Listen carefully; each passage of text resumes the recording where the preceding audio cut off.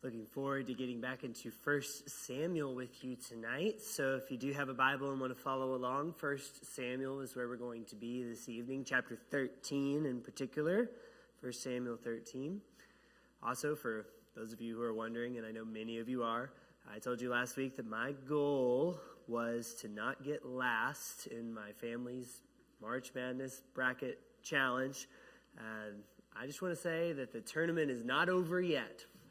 But if it was over today, I would be last yet again. So please keep that in mind, and maybe next time I'll have better news to tell you. But so far, my goal has not come true. So about 6 or 7 years ago, I did a group book study with some other preachers from the area. And this book about leadership, a fairly well-known book about leadership called A Failure of Nerve by Edwin Friedman. A Failure of Nerve. That book title would make a great title for a series on the life of King Saul. In fact, I think even the subtitle of that book fits pretty well. A Failure of Nerve, Leadership in the Age of a Quick Fix. I wish those words were not so true of the person that we're going to be studying in this series and have been studying these past few weeks. But when I read the chapter that we're going to be looking at tonight, I think that you will see what I see in it as well. I think what we're going to see is that the issues that are at the heart of Saul's leadership struggles are not issues of information or even having the capacity to lead or the skills needed to lead. The issue is something else. Now, the issues in Saul's leadership come up in 3 consecutive chapters that we're about to dive into the first one of tonight. 1 Samuel 13, 1 Samuel 14, and 1 Samuel 15. Those are the 3 chapters where things start to turn in a negative direction. Saul makes 3 costly leadership mistakes in these 3 chapters, and in fact, by the end of these 3 chapters, Saul has been told twice that this kingdom that he has been appointed to, this kingship that has been given to him, though it could have gone on beyond him, it's not going to. His kingdom is not going to continue, is what Samuel tells him in our chapter tonight. And then even more pointedly, 2 chapters later, Samuel says, the Lord has rejected you as king. So not just that your lineage won't continue, but actually you have lost favor with the Lord because of these things. So these 3 chapters we're looking at, this is sort of the downfall, the turning point for Saul as a leader over Israel. But the interesting thing, these chapters are also chapters of battles, military battles. And they're all victorious chapters. If you study the Old Testament, you know very often that when sin is in the equation or when bad things are happening leading up to a battle for Israel, usually that is bad news for that battle. These stories are stories of victory. And they're stories that show, once again, that Saul has some skillfulness to him as a leader, some capacity to lead. And right there in the middle of all of these things, we're told that all throughout the leadership of Saul, he fought against all the enemies everywhere on each side, and Samuel lists them in chapter 14. And he was victorious in those battles. When it came to Saul's work leading the people into war, his skills were more than sufficient. And God was with them in those battles too, for other reasons we'll look at tonight. But even as Saul sort of played the part of what was expected of a competent leader, the soul of Saul's leadership falters again and again in these chapters. And it's not for lack of skill or capacity. The issues are of heart and of trust. One might even say of nerve. And I think these chapters really do teach us some powerful lessons. So tonight's lesson in particular is going to speak to how we face fear in our lives. What happens when fear threatens to overwhelm our better judgment? Have we found ourselves in that place before? This is where Saul finds himself in 1 Samuel 13. What would you do if you were in his shoes? So let's take a look, 1 Samuel 13. And as you turn there, if you haven't yet done so, let me address one more thing by way of introduction. We don't know how much time has really passed since Saul's shining moment that we talked about last time in 1 Samuel 11, and then here in chapter 13. The verse 1 of chapter 13, if you were to look at 4 different translations of that verse, you'd probably see 4 different things there. Long story short, it's a hard verse to translate. All we know is that by the time this chapter comes around, we meet Jonathan.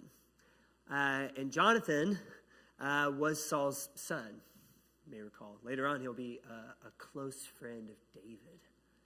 We meet Jonathan here, and he is old enough to be a commander of an army of 1,000 people.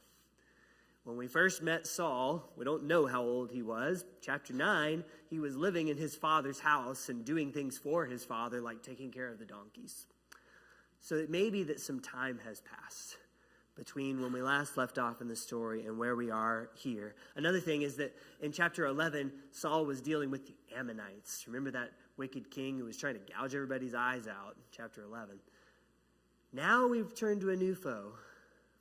It's the Philistines that we're dealing with tonight. So verse 2, Saul chose 3,000 men of Israel, and 2,000 of them were with him in a place called Michmash, which is as it says, in the hill country near Bethel. And 1,000 of them were with Jonathan in Gibeah of Benjamin, which you may recall is Saul's hometown. So we've got these 3,000 people, 2,000 with Saul, 1,000 with Jonathan. When the Philistines bring along their army, verse 5, it's a lot more than that. It is formidable. You can read about it on the screen right there.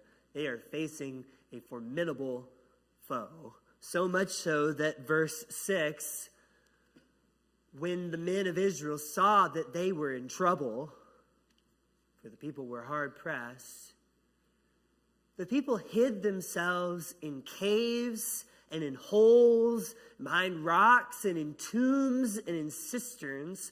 And some Hebrews crossed the fords of the Jordan to the land of Gad and Gilead. And Saul was still at Gilgal, and all the people following him were trembling. So here's your situation. We started with 2,000 soldiers at Saul's side. You may wonder, how many of them are left now that everybody's dispersed and gone hiding away in the cisterns and the wells and in the tombs and behind rocks? And some of them are like going across the river and just hightailing it out of there. If you look down at verse 15, we find that Saul's army of 2,000 has dwindled down to a mere 600 soldiers. The rest of them are hiding or gone. Almost 3/4 of his army has evaporated. So what is Saul going to do? Even better question is, what was Saul told to do for this situation? So that we see in verse 8. This is where we read that Saul waited for 7 days at Gilgal. And why did he wait? Because that was the time appointed by Samuel. What does that mean? As you read on in this chapter, one of the things that you'll see is that Samuel told Saul to wait for 7 days, and then Samuel was going to arrive at Gilgal, where Saul is, and offer sacrifices, a burnt offering and a peace offering. It may be something similar to what happened in chapter 10, several chapters ago, when Samuel said to Saul, way back in that chapter, he said, to go down before me, Samuel said, to Gilgal, And behold, I'm coming down to you to offer burnt offerings and to sacrifice peace offerings. 7 days you shall wait until I come to you and show you what you shall do. Those instructions are not repeated again in chapter 13, but that seems to be what Saul's been told to do here. For us, the details are not spelled out right there in the chapter, but Saul knows what to do. The instructions for Saul are clear, and we know that because he does what he's supposed to do. He waits for 7 days for Samuel to arrive. And this is the point. This happens in every single one of the sermons on this series. This is the part where I say, I feel some sympathy towards Saul. Because these 7 days have to be some of the worst days of waiting that you can imagine. You read about the foe that they're facing in the Philistines, and it's a threat, a major threat. And then you add to that 3/4 of his army has gone running for their lives and hiding and deserted him here. You're wondering in the back of your mind, I'm sure, if you're in charge of these people, how long can we hold this line and wait on Samuel to arrive? And so he waits these 7 days for Samuel, and then I guess he's hoping Samuel's going to arrive right away on that 7th day. But the 7th day comes and he doesn't come. Samuel's not there. And to make matters even worse, we're told that even the 600 people that stayed with him, when he was down to 1/4 of his army, even those 600 people are starting to scatter.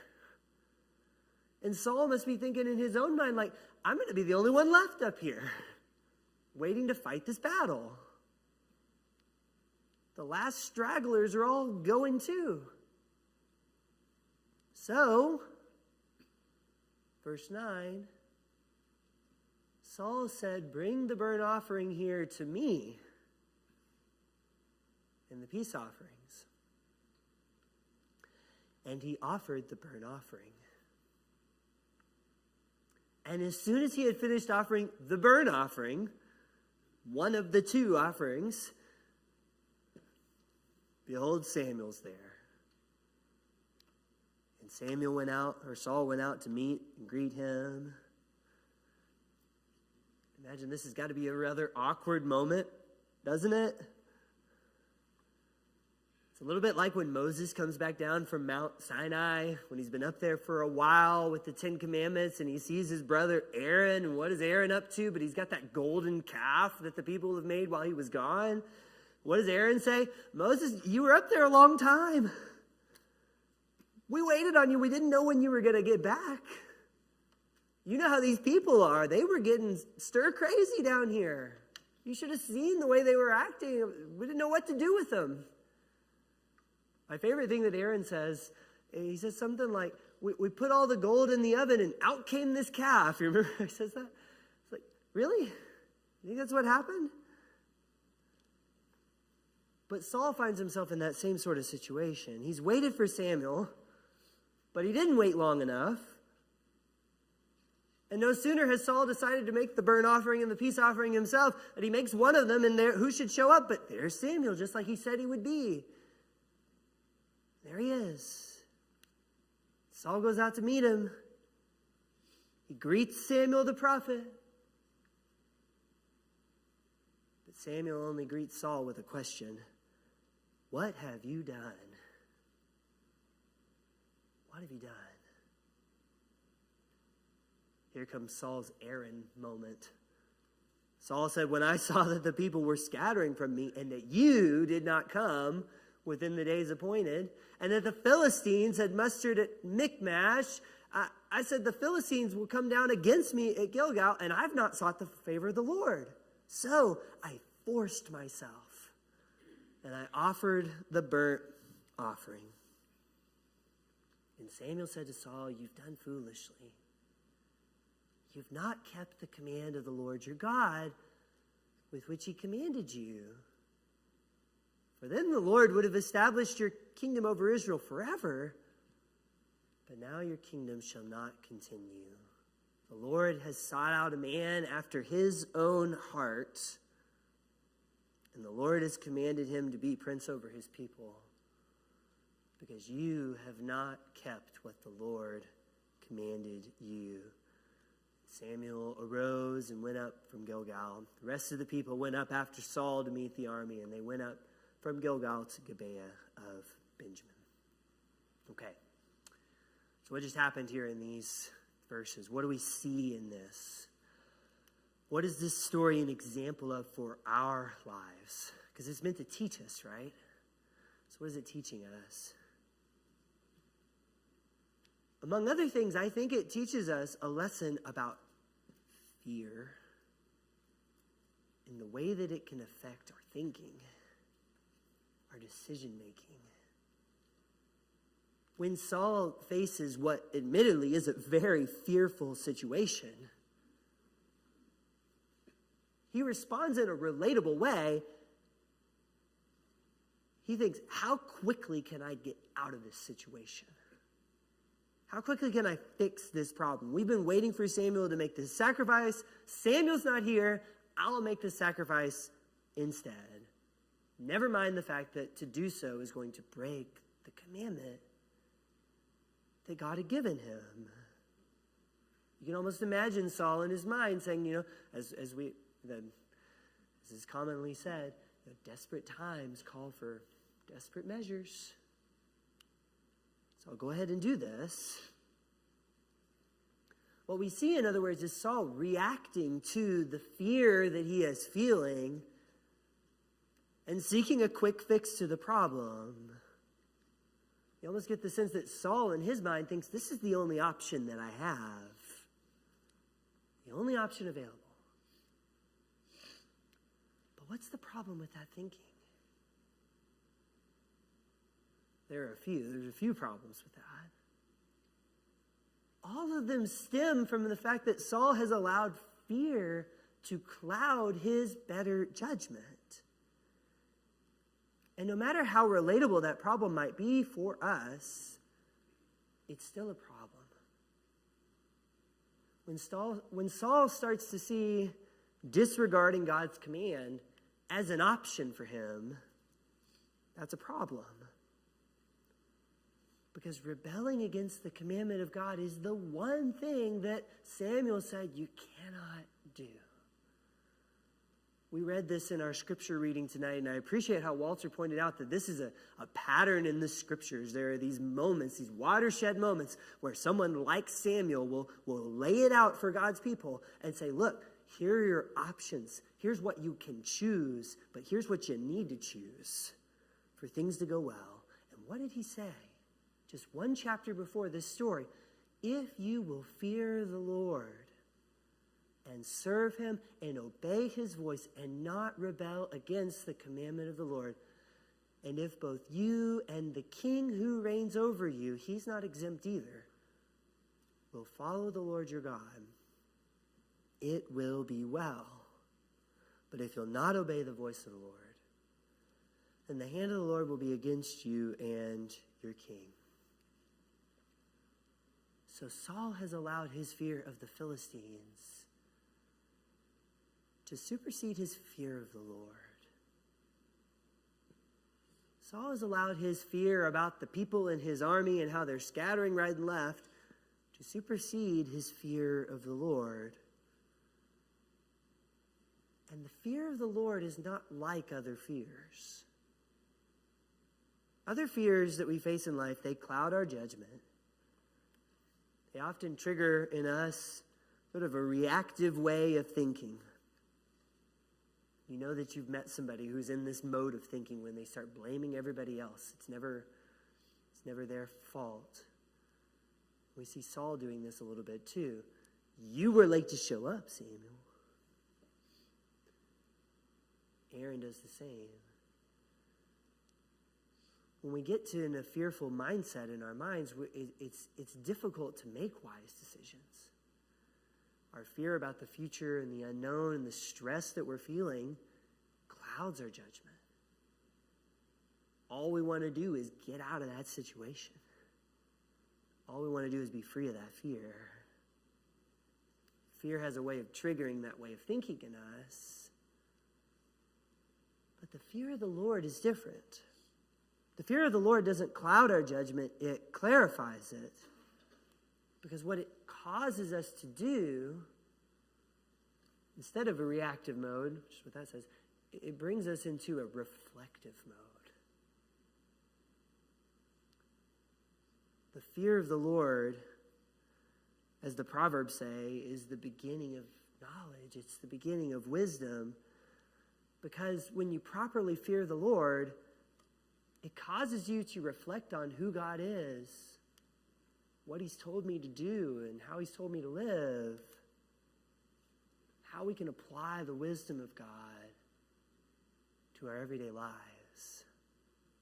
So far from disregarding God's word or God's commands, the fear of the Lord is meant to help us seek out those very things and think about, reflect on how we can apply them to our lives. And also the fear of the Lord, if we spend time thinking about the Lord and who he is in reverence to him, then we're going to remember what kind of God he is when push comes to shove and we need somebody to trust in. And that's where Saul finds himself right now. Samuel said, if you will fear the Lord and serve him and obey his voice and not rebel against the commandments, then you and both the king who reigns over you, if you will follow the Lord your God, it will be well. But Saul's heart is filled with another kind of fear. And because of that, he thinks of this sacrifice as the only thing he can do. This is my option. I got to make this sacrifice. But is it? Is that his only option? I don't think so. Maybe he does need to do something. Maybe he does need to rally these troops and ready them for battle, but did he have to do it this way? In a way that disobeys the commandment of God? Surely not. For proof, we have Saul's son, Jonathan. As this same battle with the Philistines bleeds into the next chapter, we meet Jonathan in the battle. We see that he has a very different outlook than his father Saul. When Jonathan faces the same fearful enemy, how does he see it? Quite differently. So Jonathan is there with his armor bearer, and he's trying to get him ready for battle. And this is what he tells him. Let's go over there. Let's get to work. It may be that the Lord will work for us, for nothing can hinder the Lord from saving by many or by few. Think about how the story of Saul might have gone differently. If Saul had given his trembling army not just a hasty sacrifice to meet the requirement he thinks he has to meet, to check that box so that they can then go into battle against this formidable enemy, what if he had given them not that, but reflection on who God is? What if he had shown them the truth of this statement? Remember who our God is. How could his story have been different? Jonathan doesn't claim to have certainty about how the outcome will go. When he talks about how the Lord may work with us, he says the Lord may work with us if we go out there and do what we can do. He doesn't have certainty about how things are going to go for him personally. He can't offer that to his armor bearer or anybody else. But what he does have certainty about is the kind of God that he puts his trust in. What God is capable of, He knows that. And he's going to remind anyone who will listen of that fact. Nothing can hinder the Lord from saving, be it by many people or just a few. Those words to me sound like they're spoken by someone who's learned to fear the Lord. Someone who's letting the fear of the Lord clarify their thinking, rather than letting those other fears that we face in life and the circumstances that challenge us cloud our judgment and cause us to make rash decisions. And when Jonathan leads people out of this conviction, it inspires them. It makes an impact on them. When he has this conversation with his armor bearer is ready to go. Because now he's thinking about the kind of God that they serve together. And believe it or not, those two go out, just the two of them, and begin the battle. And when the others see the faith of those two, and the fact that they are making an impact, just the two of them, then they join in as well. The scriptures say even that the people who had gone off and they were hiding, like in the rocks and in the tombs and in the cisterns, as the groundswell of support for Jonathan and his armor bearer starts to grow and grow, even those ones who ran away and hid, they see this and they join in as well. All that started with somebody who chose, instead of letting fear cloud his judgment, to reflect on who God was and do his best to act accordingly, to act in trust. That's what Jonathan did. And look at what an impact he made on so many others who saw that and joined in. And verse 23 says that the Lord saved Israel that day. It was the Lord who did it. And it made a pretty big difference that there were people on that battlefield like Jonathan who were willing to put their trust in the Lord. That he was a God that nobody could stop from saving his people if that was his will, whether it was a few people at work or a whole lot. For us today, I believe the same lesson can be learned. You know, in those times in our lives when we're fearful about the future or whatever challenge we're up against, the easiest thing to do is to slip into that reactive mode and to search for the quickest way out, the quickest solution, the quickest fix to our problems. We should be warned by Saul about hasty decisions and hasty judgments, especially when they go against what God has said, God's ways. When Saul lets fear cloud his judgment, it costs him so much. But the fear of the Lord is not like other fears. And when we learn to reflect on who God is in the midst of what we're going through, that's what can make a difference, not just in your life, but in the lives of all the others that God can touch through your life. The fear of the Lord brings courage.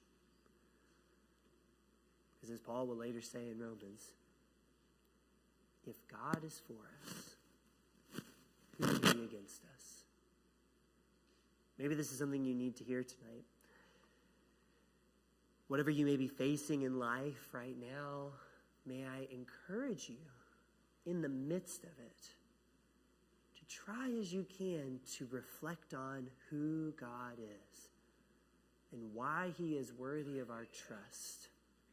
Just like Jonathan, we may not know the outcomes of the things we deal with, but we can know the kind of God who is with us and what he's capable of. Maybe that's what you need to be reminded of tonight. For somebody, perhaps you need to respond to the gospel, and boy, there's no greater story of how the Lord is able to save.